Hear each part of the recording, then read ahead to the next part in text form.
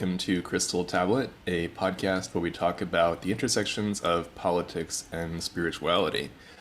It's been quite a while since an episode has been posted because life happens, and now we're in the year 2023, and guess what? It's a whole new world out there. I have a co-host, which is great because who wants to hear me talk on and on and on? I think I'm interesting for short doses, maybe.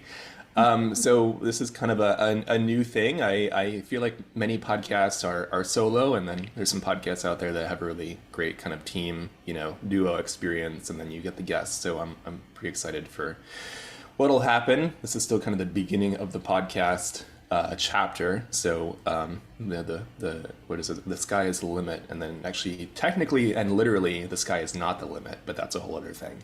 Anyway, this is sort of a little bit of a free for all, but I feel like I guess the way that we're thinking about this is get a little autobiographical. So I think I've already done that a little bit, I think, on the intro episode, so maybe we'll start with, so anyway, oh yeah, my name's Tola. You probably know that if you're listening, and then we're here with Leila, who is now the co-host of Crystal Tablet. So I don't know, I guess we're kind of, doesn't really have to be interview format, but I can start with a question. I feel like we're both definitely into spirituality. That's obvious. I think that we're both somewhat into politics. I would say me more than well, I don't know, whatever. It's not quantified. I think right so. now. But I think so. yeah, I would say I'm probably the more political of the two, but which is great because I think it kind of lets us sort of kind of more focus in and have a different kind of dialogue than would be possible otherwise. So yeah, I guess I don't know. I mean, I think that how did you get into spirituality? Is there a long background that leads into it? Is it something that just, yeah, I think people come into it in different ways. For me, it was not a part of my life, and I had to go seek it out starting at around maybe 11 or 12. And then the last 2 decades has been, looking for it. So that's pretty much my story. But sometimes people have it like right away. Sometimes it shows up later on in life. So I guess that's a place to start. Like, where does it start? Yeah, thanks, Tola. So, for anyone who doesn't know me, my name is Layla. I have now become an astrologer, spiritual guide, so I'm very much entrenched in the spiritual world. But it definitely did not start out that way. I guess if I were to trace it back, I think it has been quite a while, but it really requires some thinking to try to really start to see the dots connect, as I was sort of growing up, right? It's like you start to go further back into the memory and realize like, oh, wait, actually that I guess that does count as like a spiritual awakening or a spiritual experience or something like that. So it's kind of hard to say for me because it really only started to really break open in 2020 where I became more vocal about it, and it kind of changed the directory or trajectory, sorry, or direction of my actual, work and service to the world. So I think that's when I would really consider it to be a spiritual awakening or sort of like being flung into spirituality. Whereas like, if I look back, I do find a few sort of hints there, here and there of the different, the different experiences that would have led up to this moment. So it's a little bit more challenging to pin down, but I guess spirituality has been part of my life for a very long time. It's just a matter of have I been conscious and aware of it? Yeah. I'm kind of curious. So I think that I spend a lot of time thinking about sort of like the frameworks that we have for how we see the world. And I guess I'm kind of curious, would you say that before, like, was it more kind of like an atheistic, materialistic, secular context that you kind of would have identified with? Would it have been more sort of religious, like some people are devoutly into some kind of monotheistic religion or what have you, before they sort of break away from that and start kind of moving in other directions?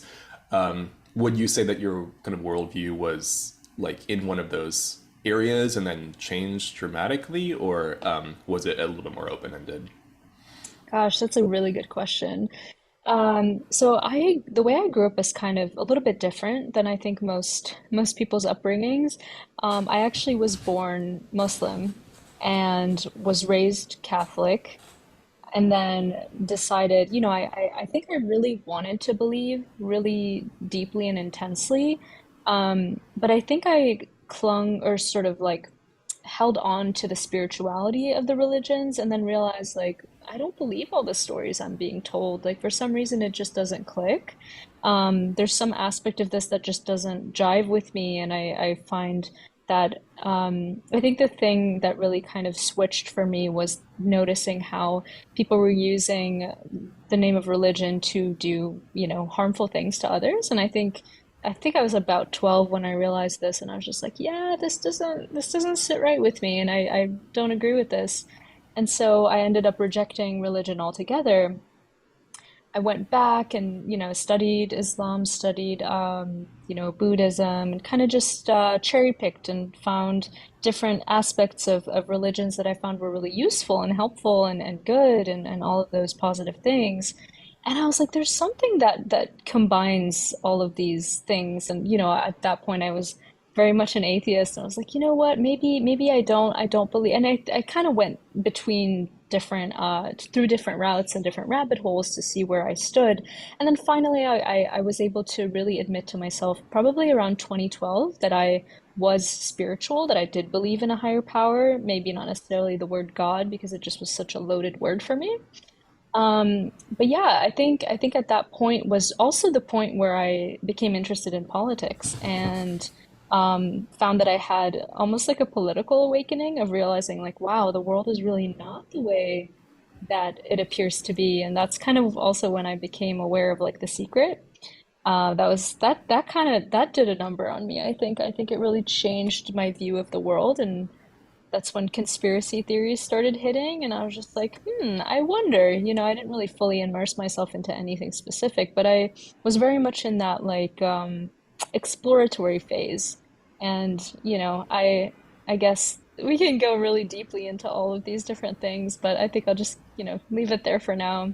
What about you, Tola? How was it for you? So I had also a pretty unique upbringing. I was born in New York City, but I spent my childhood in Portugal, and I didn't go to school until I went to high school for 2 years.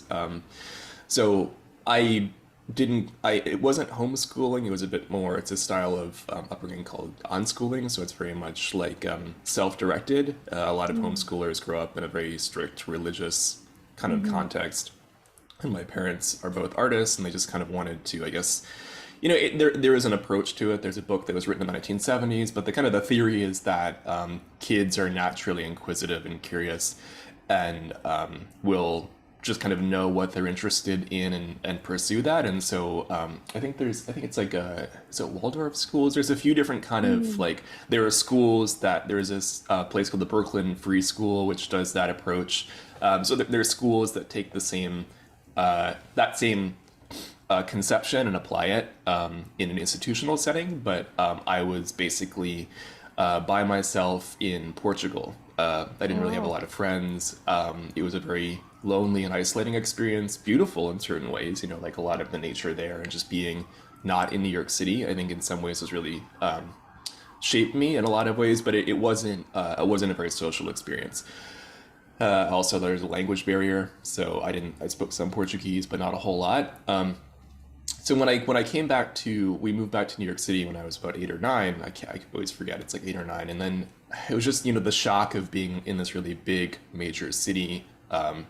New York, I mean, has a lot of religions within it, but just from my view, it feels like an intensely materialistic, secular place dominated by technology and science, and a certain kind of intellectualism, a lot of big academic institutions that to me feel very much kind of within a very specific sort of kind of contemporary modern. It's a certain feeling, and that was really alienating to me. And at that point, there was just kind of like this part of me that wanted to believe that magic was real, that there was something true about, I was reading things like Harry Potter and Lord of the Rings, and I had a whole fantasy novel phase.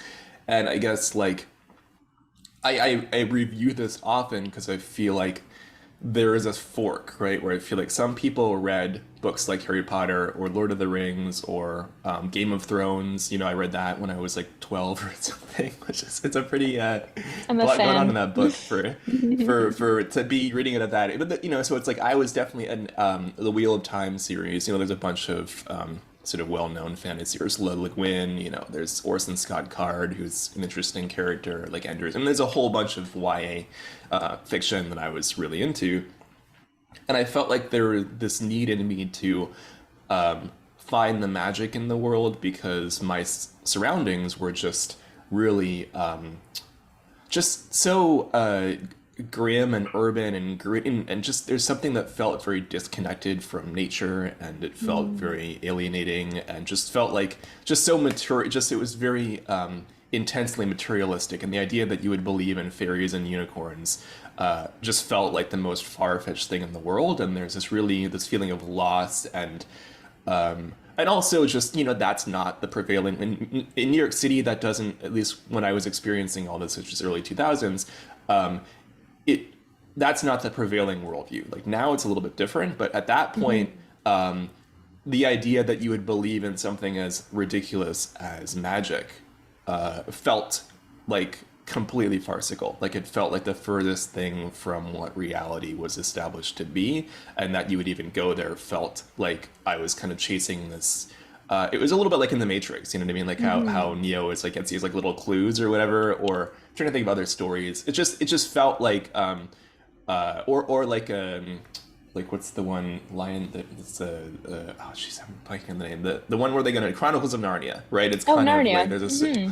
it kind of felt like you know there's a little bit of like um on the other side of something, maybe there's this thing, but it could just be, you know, and I think there are a lot of films and books that kind of play with that motif where it's kind of like you are left asking, you know, at the end of the movie, like, was it all real or was it a dream? Like, you know, there's a kind of an ambivalence over whether the magical things that the characters experience Hmm. were just in their minds or whether there's some kind of tangible Oh. reality to those things. And so all those kinds of questions were what I was kind of grappling with. And I felt like early adolescence, it felt like to me the majority, if not all people, I mean, I was living in a very, you know, I didn't have a lot of context at that point, but it felt to me as if literally everyone else had taken those things as, oh, these are just stories. This is just fiction. This is just like playful, you know, imagination. And we're going to put that aside and we're going to come into reality where all that stuff is ridiculous. And for me, I Hmm. was like, hold on a second, these are Yeah. all the same things, right? We Hmm. have elves in all these different books. We got dragons in Right. all these different books. We got these same kinds of clearly all these authors are getting this from somewhere. This has to be coming Hmm. from something. It's not just like Hmm. they didn't wake up one morning and just invent this whole, because all the fantasy universes are really similar. They're all Yep. very parallel. There's a lot of things that there are a lot of overlaps, and you're like, there's dwarves in all of these. Like, what's Yep. going on here? There's not a lot of Totally. variation. They're all there. There is variety, which is intriguing as a reader, but by and large, it all seems to be coming from something. And I was like, well, it's coming Hmm. from something.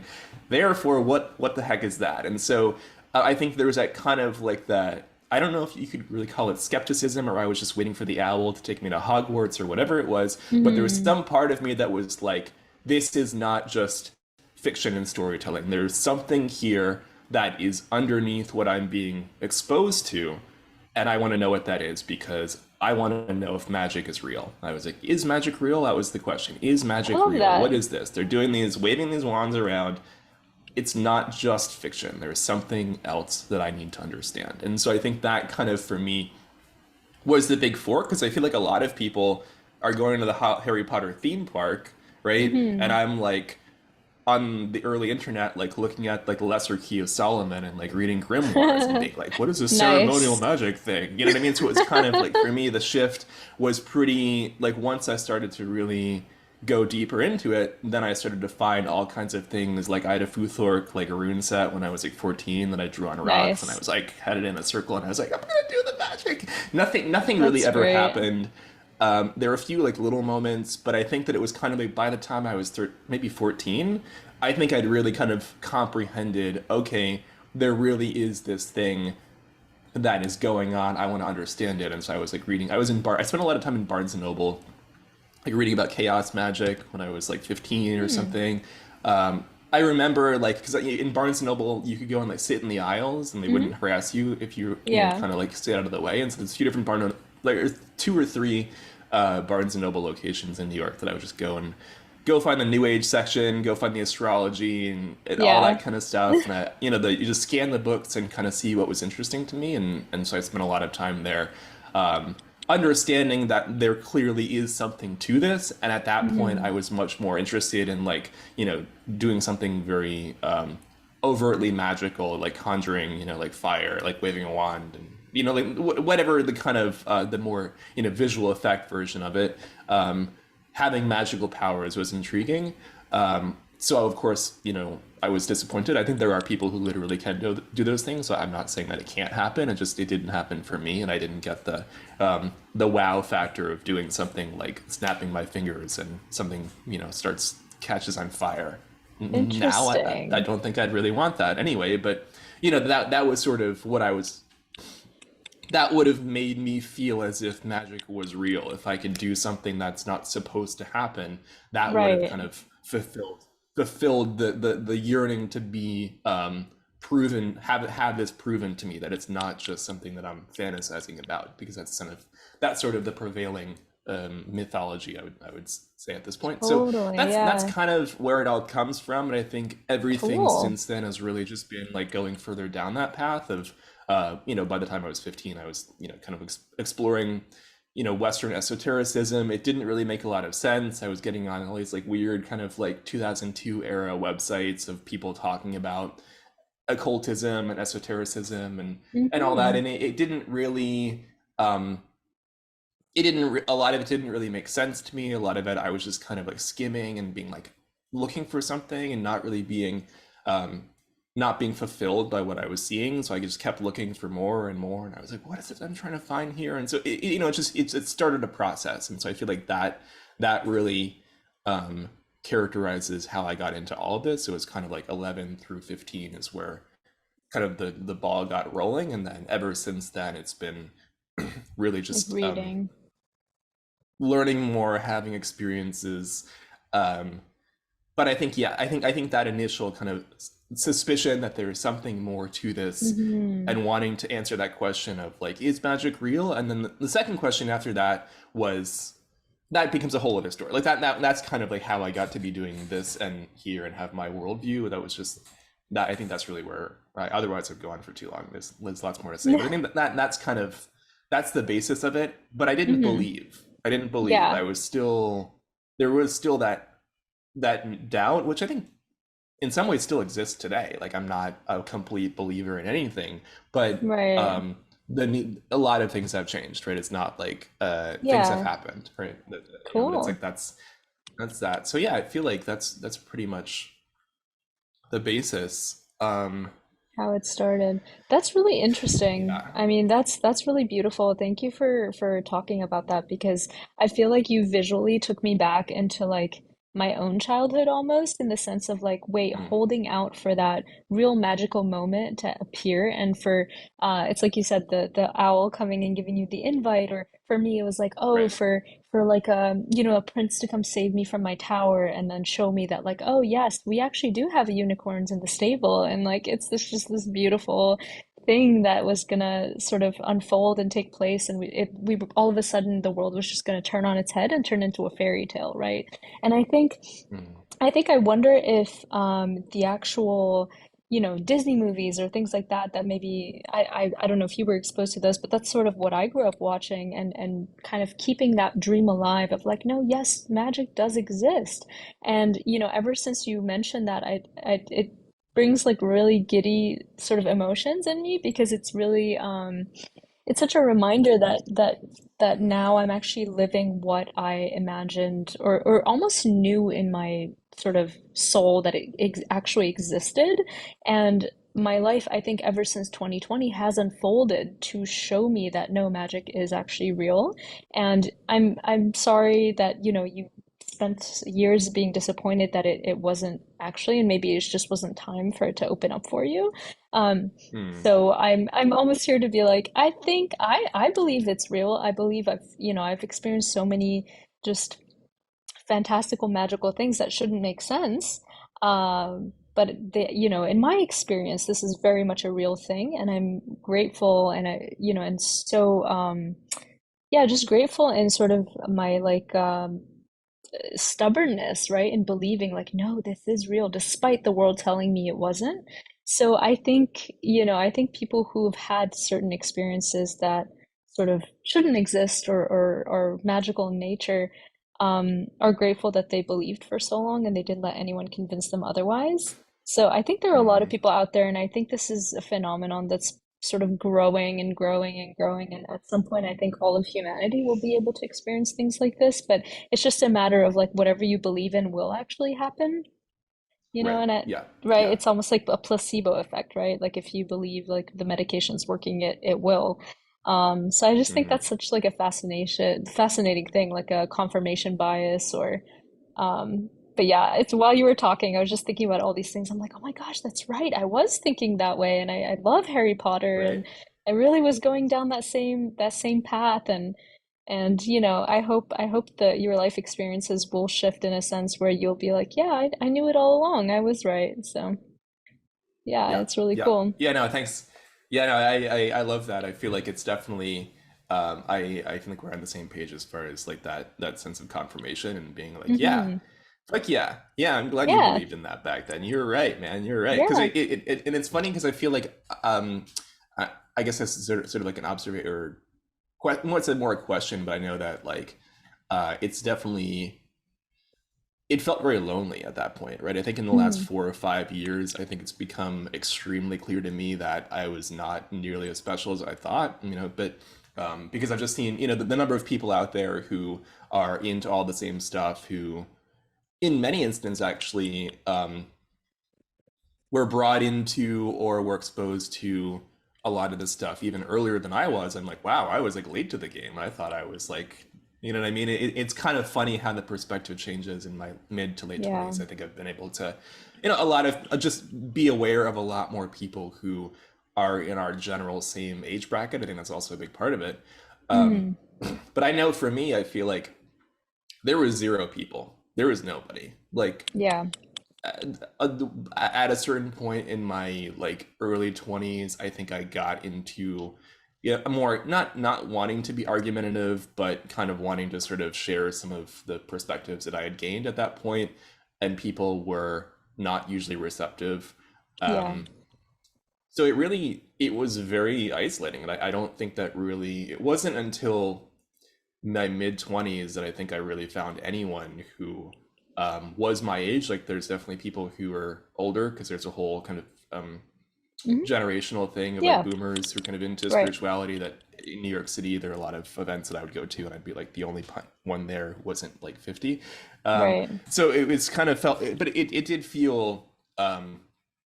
It didn't feel like anyone else was on the same journey, and that is completely not true. But that Yeah. that was my perspective. That was my awareness. Um, Right.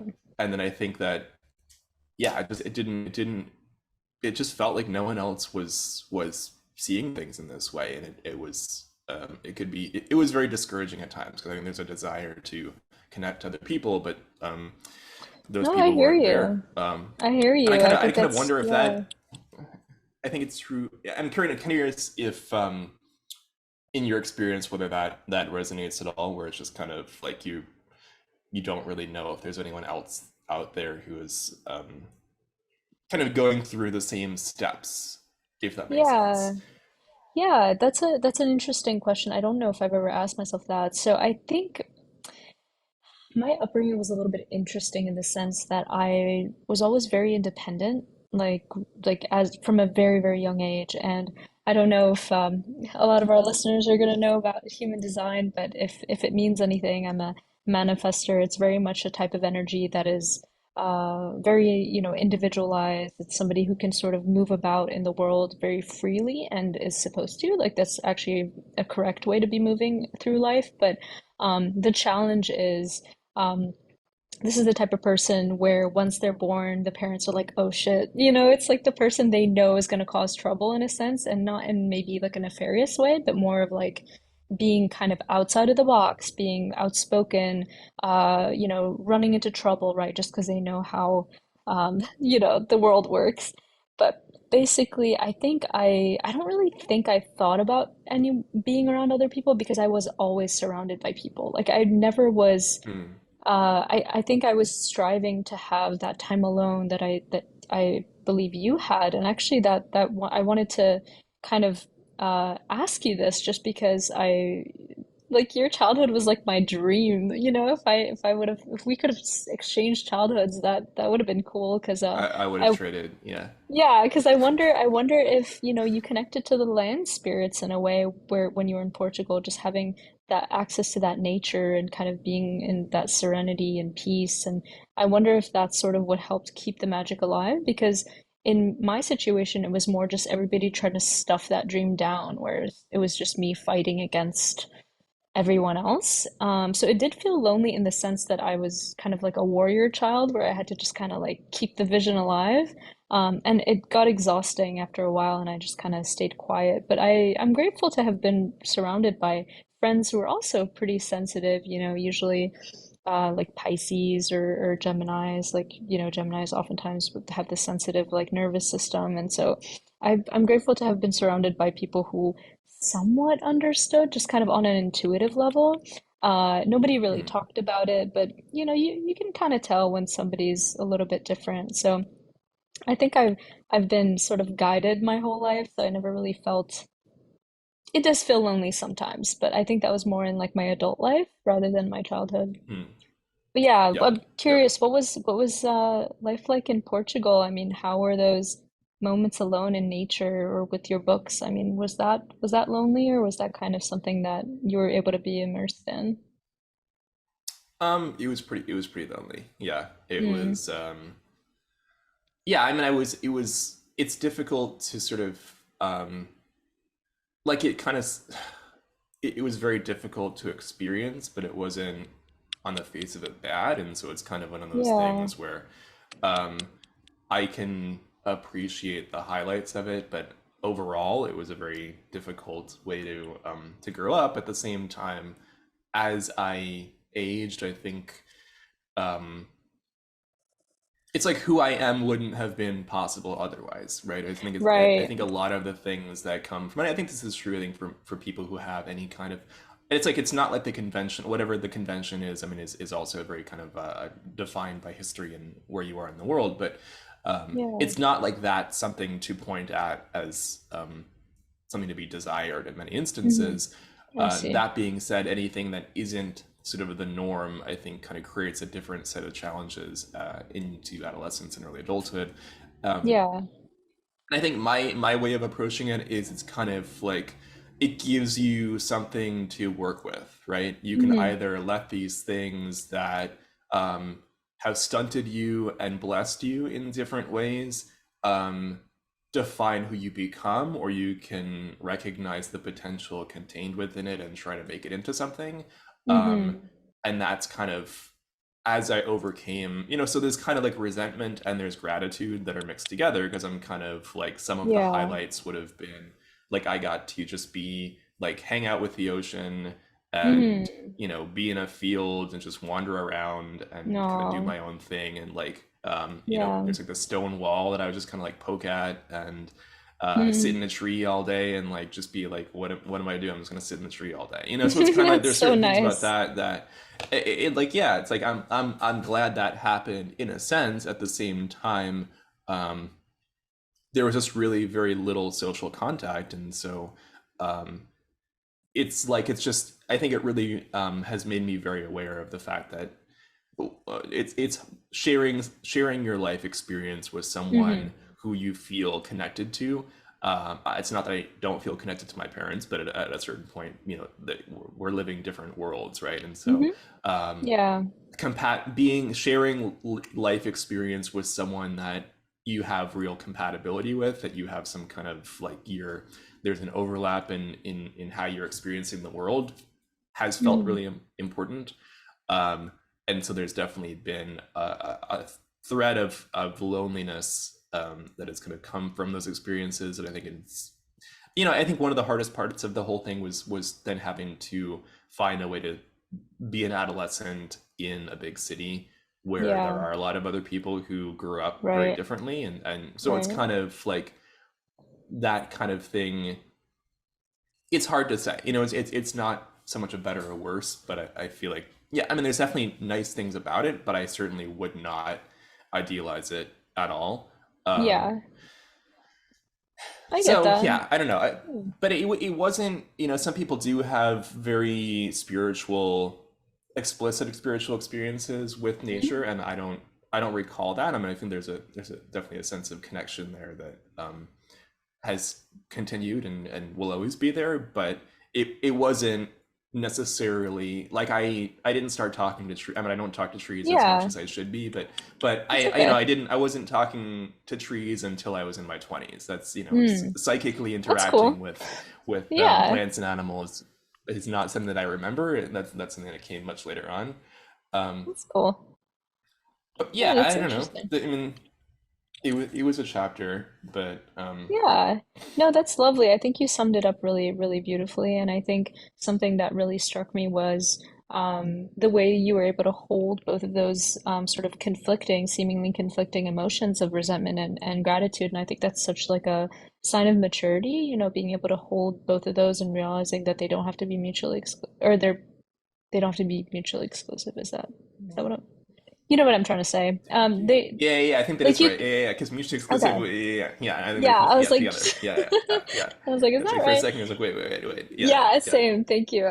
Basically being able to hold those at the same time is such like a skill.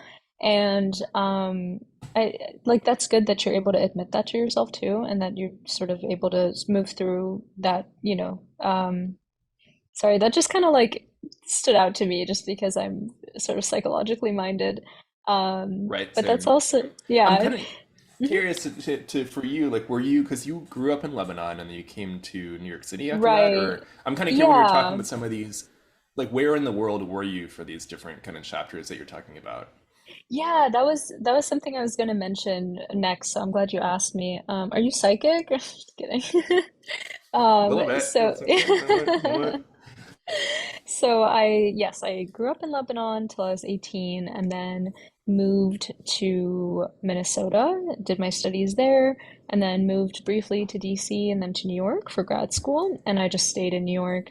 And that's, I think, why I have this sudden urge to just leave everything, go to Portugal, and just like be with nature. I think that's like such a strong urge that comes through because I had a very different experience of like wanting to be around a lot of people, but then once I've had that, after around 5 years, I'm like, okay, this is exhausting, especially when, I'm so susceptible to different energetics and sort of levels of energy in terms of people, right? Like I feel like there are way too many people in New York, so I find it kind of quite difficult to soothe my nervous system while I'm here. So I'm definitely craving that natural sort of environment.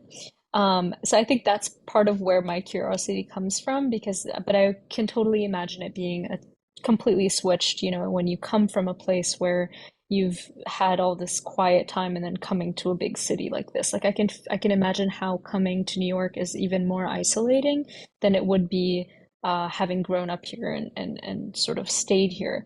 And Hmm. there were a few things I was thinking about that I just completely forgot just now in terms of that question. Oh, so Gosh. if it comes back to you, just jump right in. But it was one thing that I thought about a Thank lot you. in New York Yeah, yeah, City, yeah. is Hmm. that like that all the people there, the energy is very intense, and I think that Yeah. I don't identify with the label empath, but I Mhm. definitely feel energy very intensely, and I Yeah.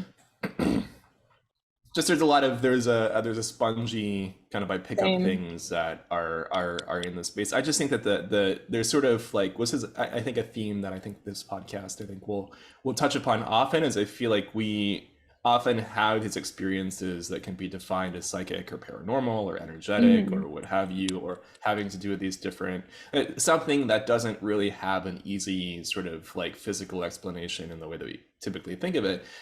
There's the experience that happens, and then there's the naming and the labeling and the framing. And I think that that's the part where I feel the most resistance, where it's like I definitely experience something, right, or I pick up energy from people or a room or Hmm. even the Yeah, city, the me too. area. There's all these different things that are happening on an energetic level, but I wouldn't go so far as to give it a name like, well, I'm an intuitive empath. And it's like, okay, like, Yeah, what does that even mean, really? Like, how does that shape your identity? Like, there's all these self-perception things, all these kinds of stipulations being made about what that is. And I'm like, well, part of me is kind of my rejection of that is like, well, what if there's like 500 different kinds of styles? Like, we don't have yeah. names for that. It's like the cliches with the Eskimo and the snow, right? It's kind of like we only have, Mm, right, a very finite vocabulary for, well, you're an right. empath. And it's like, okay, but what about Yeah, the 500 other versions of that that's are true. more specific, or maybe that's not specifically what's happening? Or, and part of the reason with the empath issue is I kind of feel like it's not empathy, right? It's not Yeah, like I care. It's just the thing that's right. happening to me. Like there are some instances Yeah, where empathy and compassion is involved, like seeing right. someone who's hurt, whatever. Like they're totally examples where there's a living or an experiencing in a more kind of emotionally present way that's a choice you're making. But more often than not, it's just like a thing that is happening, like you're getting blown by the wind. Yeah, I mean, I yeah. mean, you can have empathy for the wind, of course, but I think just some of the descriptions there, I feel like there's a lot that is left undone as far as creating vocabulary um, that allows for a Yeah. bit more range as far as some of these experiences, and that's something that I would love to do more of because I feel like there's something happening. There's definitely something in New York City energetically that I notice the second I get there. It's very Yeah. intense and I'm very Yeah. aware of it. That's it. And it's part of the reason why I can't live in New York City, even Yeah. though I was born there. I can't live Right. there because the energy is just, it's So completely intense. incompatible with me being a functional person. I hear Um, you. I cannot conceive of any way that I could do that and not have really major mental health struggles while being there. Doesn't mean it's not possible, but I just never have been able to. I've lived there a lot of my life, and it's always been, and it's not even because of the people or any. I mean, it's No, just yeah, being in yeah. the city itself has this Exactly. It's like very a vibe. intense, specific vibe. Yeah, Yeah, and I yeah. just it doesn't work for me. Yeah.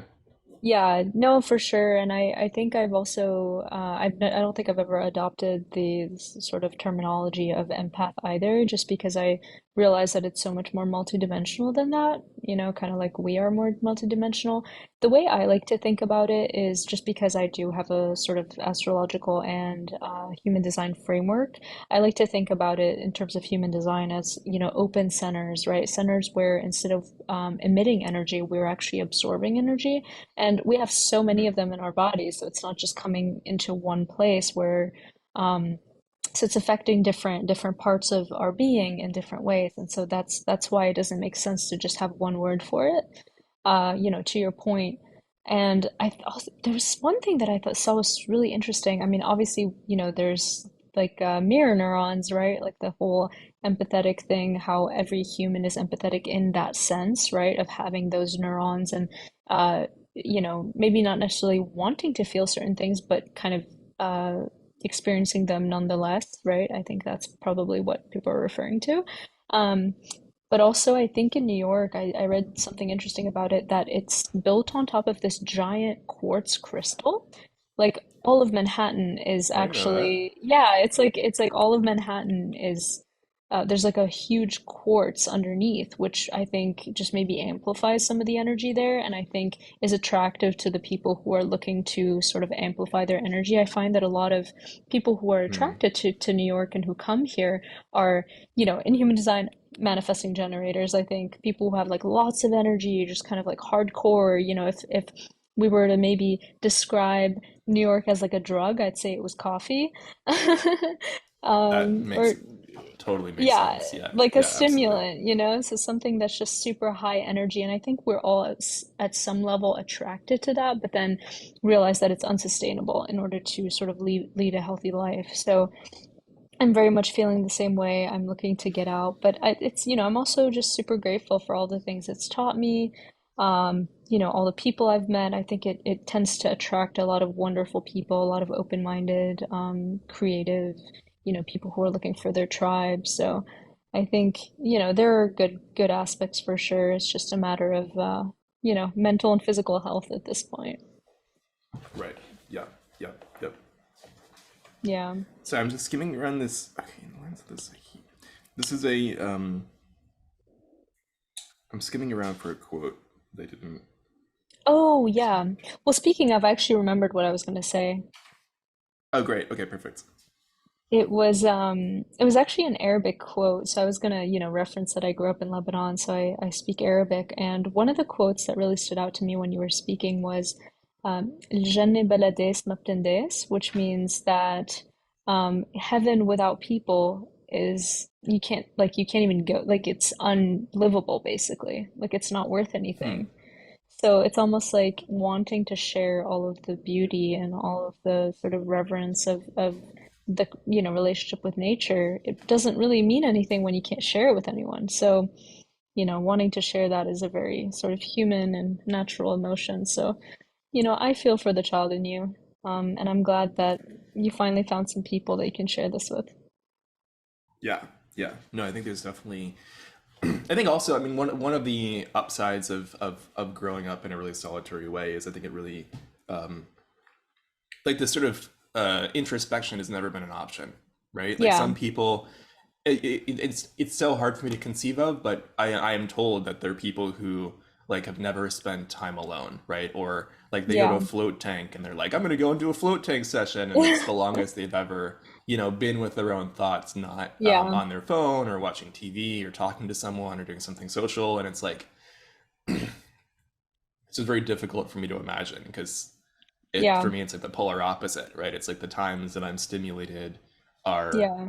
I mean, it happens. I mean, I live in a regular life in many ways, so it's kind of like, yeah, there's a lot going on, but by proportionally speaking, um, it's so hard. It's just hard to conceive not spending time with yourself, and I think that um, we are living through a time where increasingly that has value. So I think that in Yeah. some ways, it's been um, it's been tough to not have those things really recognized or appreciated. And now I think we're kind of going through this collective, especially since 2020, uh, through this kind of collective shift where I think people are much more Yeah. attentive to and aware of what's going on internally, Right. and are asking questions in ways that never felt likely before. And I think that's a really profoundly good thing. I mean, we're kind of, in a doomsday scenario. So, keep it up, it's Yeah. like, great, Yeah. awesome. Let's Yeah. go. And I Um, can, I can see that being sort of your perspective because I remember looking at your chart. There's a two there, which is sort of the hermit, and it's the person who really has to have a sort of rich time alone period because it's where all of your inspiration comes from. And even though being alone is uncomfortable, there's a lot of growth there. So it almost makes me think like, oh, your soul knew that you were coming in as an alchemist, so it just made you do it early. Which, so I'm sure, COVID was just like just not a big deal for you, where it was just like, oh yeah, I've spent way too much time alone. This is fine. And I can relate. I actually had a really great time spending time alone. It was almost a relief being able to separate from humans just because I have a Libra moon, so I tend to kind of cater to mhm. others a lot. So it's very much something that I needed in order to build those boundaries. Yeah. And Yeah. you Oh, found yeah. that I think quote? yeah. I'm Uh, trying to find again. I'm just gonna read this one because it'll be a jumping off point. I yeah, need to yeah. underline more stuff. But yeah. No. I think to finish up the remember the second part of what I was thinking about is that Hmm. um, encountering that solitude and that loneliness for such a long time so early on, I think has finally brought me to a point where I don't I don't feel alone. And it's not, I think that's kind of like the getting to know yourself kind of thing that, you know, a Mm-hmm. lot of self-help books talk about, a lot of that looking to yourself for wholeness and completion and not needing someone else to fill a void. Totally. That didn't happen very fast. I did all those same things, but at some point I think it has started to change where I don't feel isolated. I don't feel alone. I don't feel like I don't have those feelings. There's been a real shift where I'm not concerned about those same things, and I live in a different way. And it's 3 or 4 years. In the last 3 or 4 years, it's been kind of like an incremental thing, but Wonderful. it's good. It's like, yeah, it's like that sense of you always feel you always feel connected. I think when I've Mm-hmm. heard people talk about their spiritual experiences, especially people who've been in it for decades, that tends to be a theme that I've heard a lot of people tell in their story of like getting to that point where you don't feel that sense of isolation anymore. You feel more Yeah. like there's, whether it's God or the universe or other people who you can connect to, or however it is conceived, it could be all of Right. those things. There is a sense of affinity that doesn't require another human being to justify or confirm, and that way you can kind of live your life in a way that is a bit more um, rewarding. Anyway, the quote, there's so many good ones. The book Mm-hmm. is called The Nature of the Psyche. It's one of the Seth books, and I'm one day I'm Nice. gonna read them all, and Me too. I'm gonna work on being like, well, in Seth book number five, and I can Here. like I want to quote from memory. And that's my Yeah. aspiration. Seth is a little boring to read. No offense to Seth, who's really wonderful, but can be a little dry. But nonetheless, I think that Seth is the person, disincarnate being who I want to get to know the most in terms of the text. But anyway, Yeah. I was just thinking about, okay, so here's just it's a quote from the beginning of the book. It says, when you are dealing with normal waking reality, you are operating at one level of the many that are native to your psyche. When you are dreaming from your viewpoint, you are entering other levels of reality quite as native to your psyche, but usually you are still experiencing those events through your current waking station. The dreams that you can remember are colored or altered or even censored to a certain extent. There is no inherent psychological or biological necessity for this. Your ideas and beliefs, however, about the nature of reality and sanity have resulted in such a schism. Hmm. Um, so I was trying to find a quote that really is like self-contained. I'm not really sure that did the best job. But I was thinking Hmm. about, you know, going back to our conversation about like what is it to be an empath, or what are these Hmm. definitions. And I think this whole book, I think, really has a lot of really great material there as far as kind of breaking apart some of the preconceptions you have about what a person is. And I feel like that's a little bit what that's getting at, where it's kind of like Seth is essentially saying that the differentiation that you create between your waking experience and the different types of dream experiences and other kinds of psychic experiences are delineated by the beliefs that you have about them, and they're not Hmm. inherent to the organism. They're not inherent to our psychology. There's a lot of layers of limitation and Right. control that we impose upon ourselves through our beliefs that are not Amen. actually, they don't need to be there. And so I think that Right. that's a little bit of what I think that we experience. Part of the reason why we're having this conversation, we're doing this podcast, our lives have gone in the direction that they've gone, is that we're Mm. experiencing those levels of reality, but don't necessarily Right. know what that is or want to, right? So it's kind of like there's the it finds you, you look for it. I feel like for me, it's sort of like I had to go looking for it Me too. consciously, Yeah.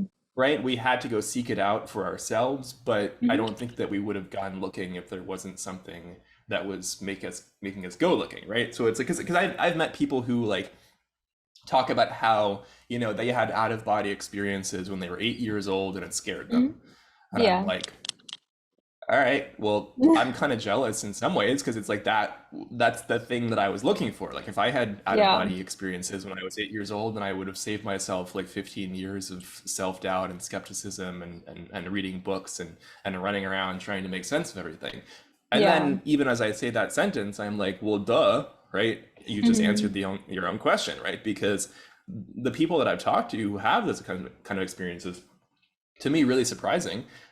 are not often very inquisitive. Like they Mm, often bury those experiences. They are scared of them. Like there's someone who had precognitive dreams who just like it freaked her out, yeah, and she didn't want to explore it at all. She buried it and like ran the other way. And I was like, that seems weird to yeah, me. Why would you do that? And so it's kind of like yeah, in some ways, people who some of these kinds of awakening or reality is more going on than maybe what people are telling you type of stuff.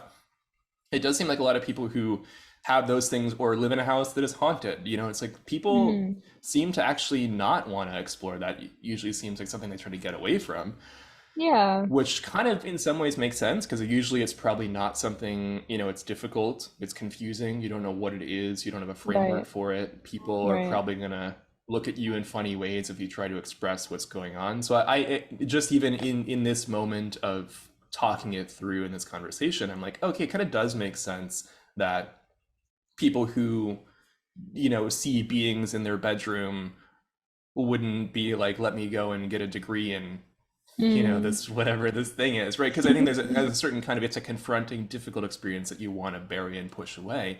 Um, Counterintuitively, though, I think that people who have those experiences would benefit immensely from learning about it because then it would demystify it. You understand that you're not alone, that actually there's a history for like all of time that incorporates the experiences that you're having. Like there's nothing unusual about it. Like, yeah, it's atypical to a degree, but many people have experiences like that. So it's kind of like it's a little bit tragic where I feel that the people who have the most confirmatory experiences of yeah, something mysterious don't often tend to be the ones who go the extra mile to really put it into a context. And I think we all kind of, it's too bad because I think that there'd be a lot of, whereas for people like us, we didn't really have any of that. We just kind of had like the little bit teeniest of yeah, an intuition that like maybe right, there's something and we then are running at it and running at it and not really getting a whole lot of results, which um, now I'm like, that's cool because I have a very different conception of like magic.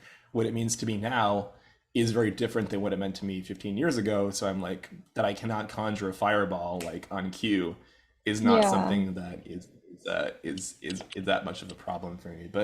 Um, yeah, but yeah, the Seth book I think is really interesting because it kind of just it elaborates upon the idea that there's all these different parts of ourselves that we're just not really able to connect to. And that we don't really have names yeah, for. And I really yeah. love that idea. Totally. And I think there are some cultures or some sort of frameworks or, foundational topics where that actually have naming conventions for some of these things. And I think that's been part of my mission to actually find these things and put them in like a framework that's understandable for people. I think that's one thing that I've really tried to sort of work towards. But it's interesting. I don't really know the percentage of how many people, experience these sort of tragic or maybe not, just sort of from their perspectives, there's like really out of the ordinary experiences and run away from them. I think it may be the majority, as you said, but I wonder if it's maybe closer to 50-50, just because I feel like it's hard to quantify something like that. Um, I know for myself personally, I've definitely it's pushed me more towards being intrigued, and I think that's probably it's probably easier in that way because I think about it in the sense of like, okay, well, what if I did have an out of body experience when I was 8? I think I would be terrified. Like, I feel like sometimes these things happen a little bit too early, and our memories try to suppress them, and then maybe at some point there's seeds that end up growing later in time when we are ready. But I do think sometimes, and just to give you a little bit of context, the way I think about things is Hmm. I believe that everybody is responsible for their own life, right? Like, so I believe that everything that has happened to me has been not only for me, but by me. Like, I have done it on some other plane of existence where it's like I made this happen in order for me to learn something. Whereas, like, so I wonder if, maybe the higher self or, oversoul or whatever terminology you want to use for that, for somebody who's scared, maybe just underestimated how the person would respond in this reality. Hmm. But I think it's definitely going to be an awakening sort of moment that they, maybe don't admit to other people, but maybe when they're alone also think about it and are like, yeah, that was kind of weird, and that did happen to me. And maybe they're not burning it as much as, we think they are, just because they're not talking to other people about it because of, shame and Right. social conditioning and things like that. So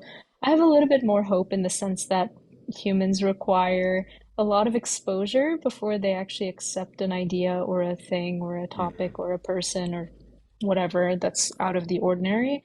So I think it's just a matter of time before these things become, convention and become part of the zeitgeist and become part of our normal social like interaction, where it's just like not a big deal. So I think it's just a matter of time before all these things, start to Yeah. develop.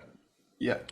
Totally. And I love that you said that because I feel like that's completely like been my goal this whole time, where I feel like and part of it, I think this is partially why it's perfect that we're both doing this podcast together, because I think that that's like, I think we're totally on the same page with um, it shouldn't be weird, right? I think that's kind of the Hmm. thing Yeah. where I feel like a lot of the things that I've come across, I kind of just take it in stride. I'm like, oh, okay, like you left your Yeah. body, like okay, let's talk about Yeah. it. Like I don't need to police the reality of whether that did or Yeah. didn't happen, or whether it agrees or disagrees Exactly. with some pre-existing belief system. Like that will come up, like that is part of the conversation, but I'm not gonna just like invalidate someone's experience. I'm like, tell me Yeah. more. I'm curious.